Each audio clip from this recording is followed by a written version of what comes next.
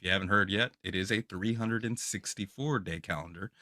And we have heard from recent times that some people think that the calendar represented in Enoch isn't congruent with the one represented in Jubilees. But both of them say they're 364 days. And this is not going to be the only time we see similarities. It fits together like pieces of a puzzle, as far as I can tell. I pair the two. Yeah. Yeah, for sure. So the year is precisely 364 days. First Enoch 71:42, 73:13. The sun and the stars bring in all the years exactly, so that they do not advance or delay their position by a single day unto eternity, but complete the years with perfect justice in 364 days. And skip down over to Jubilee 6:32. It says, "Command you, the children of Israel, that they observe the years according to this reckoning, 364 days, and these will constitute a complete year. Not 354, not 365. The Father's calendar is 364 days." So, Yeah. right off the bat, it kind of challenges everything that we've heard, not only from secular culture of modern world and from cultures of believers, even, right? Too. Just as a note for a lot of folks that haven't studied Jubilees, Jubilees doesn't give you the in-depth breakdown as First Enoch does to actually understand how all these things works. It just gives you the total days of years and the same warning about them, not following the moon because it falls 10 days behind every year.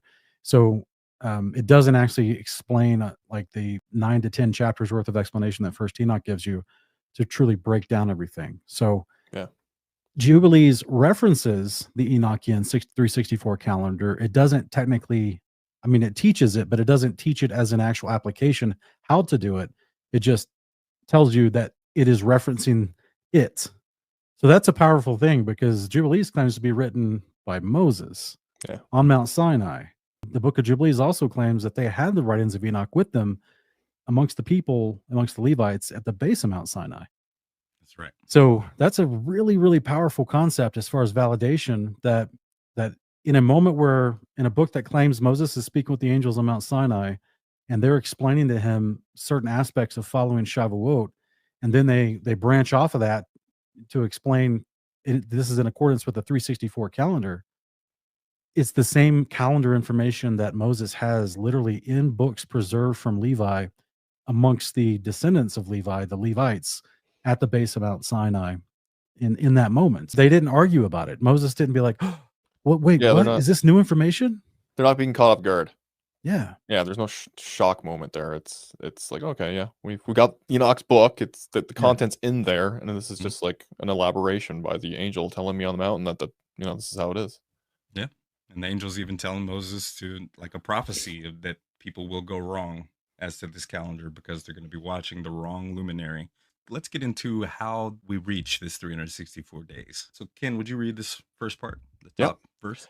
First Chronicles 27:1-15 says, "Now this is the enumeration of the sons of Israel, the heads of the fathers' households, the commanders of thousands and of hundreds, and their officers who served the king in all the affairs of the divisions which came in and went out, month by month, throughout all the months of the year, each division numbering 24,000.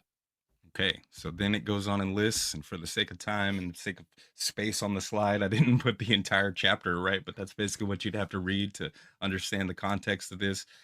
You're not looking at the names of the month. What you're looking at is the names of the officers of Israel who are appointed to serve in each of those months right here, right? So Joshua being the one who's serving during the first month, and it only lists 12. You missed something. What did I miss? Actually, I'm just looking. I don't see where's the 13th month on there? Oh, exactly. Yeah, that's the point. Yep, well said. I was like, uh-oh, what'd I do? Yes, sir. So, but this isn't the only one. I definitely recommend everybody check this out in context so that you can fully grasp what we're saying. I don't see many people reference this to show, but this is one of about 4 or 5 places here in the modern American canon that we have that directly tells you and lists out the number of months, numbering it as 12 specifically every time. Nice. Good work, man. I'm gonna have to take that information. That's good. Y'all are welcome to screenshot it. Anybody is. All the work we do is free to share. The commanders of thousands and hundreds who served the king in every matter concerning divisions, rotated military duty each month. I got you. Okay. Yeah, because the 7th month's got Ephraimites and military is what I thought of when I saw officers too. Yeah. Commanders of thousands. Yeah. 1 Kings 4-7. Sean, what does it say? It says Solomon had 12 deputies over all Israel who provided for the king and his household. Each man had to provide for a month in the year. Okay. This is good, Another man. example. Yeah, good find. Thank you. Revelation 22:2 also says, on either side of the river grew the tree of life that produces fruit 12 times a year, once each month. The leaves of the trees serve as medicine for the nations. So it doesn't say 13 times a year. It says 12 times a year, once each month. We can't show a verse that says there is no 13th month just because you can't, prove a negative in that way because there isn't one. And there isn't any verse that indicates that this is only the case for some of the time. It's pretty consistent, like the Father's word always is. Welcome to my debate life, where they're always asking for you to prove all or nothing. They want the exact wording. It must say this exactly, or I'm correct. And I'm like, bro, that's not how anyone logics or reasons anything in this life. You know what I'm saying? Logics or reasons. Yeah, exactly. So like my manual for my car, it doesn't say this explicitly is not a motorcycle. No, it just shows you how to operate the car. Right. You know what I mean? So why do I have to find verses that don't say the things that you need it to not say or to say in order to disprove your bad understanding? It's just teaching something different. And if you can't discern that, well, that's a bigger issue. Right. Yep. Yeah. Some people just need the coffee cup to say caution, this is hot, so that they Right. don't sue. Nonetheless, speaking of consistency in the Father's word, there's 12 hours in the day, 12 in the night, 12 constellations of the zodiac along the ecliptic where the sun travels, 12 sons and tribes of Israel. Jesus had 12 disciples, 12 gates and foundation stones of the New Jerusalem, 12,000 from each tribe will be sealed from each of the 12 tribes. So there's a lot of consistency with the number 12. When you try to break down this 12 months into figuring out how many weeks are in it, it's real easy because Jubilees 6:30 straight up says all the days of the commandment will be 52 weeks of days, and these will make the entire year complete. Thus it is engraven and ordained on the heavenly tablets. Not just an idea in some man's mind. This angel speaking to Moses claims that this is how it works in heaven. When you try to add a 13th month is usually consisting of 3 to 4 full weeks, and you're not going to get 52 out of a 13th month. Yeah. There's another evidence there for it. 52 At least not weeks. according to the math that I understand. And I'm not very good at math, so. I wasn't the greatest at it either, but this is pretty simple stuff. Pretty easy for the most part when you're looking at the basic framework. Another spot here. What about Sean? Would you read Compositions of David? Sure. This is from the 11th cave in Qumran from the Dead Sea Scrolls, by the way.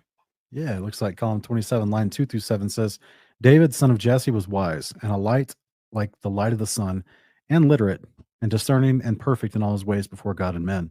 And the Lord gave him a discerning and enlightened spirit, and he wrote 3,600 psalms and songs to sing before the altar over the perpetual whole burnt offering every day, for all the days of the year, 364, and for the offerings of the Sabbath, 52 songs.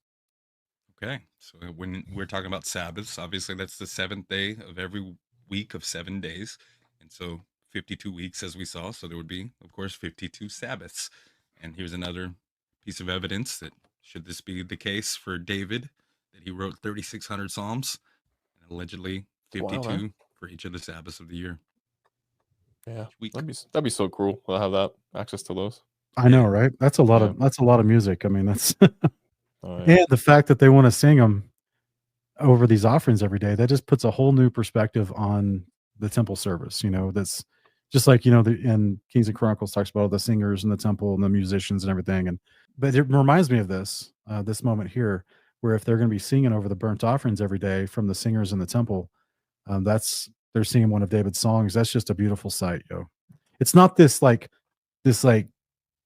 weird modern Christian demonization of the temple service and there was blood running continually and all this stuff. And you're like, yeah, they had it like neatly organized and took it outside the gates and they washed themselves. They just weren't walking around splattered with blood and and just blood flowing out of the temple like some weird scene from a hell, some movie depicting hell. No, they were fellowship meals, right? Yeah, like everything was organized and neat, and this was done before God. And apparently, you got people singing the whole time, and musicians possibly. That's pretty awesome.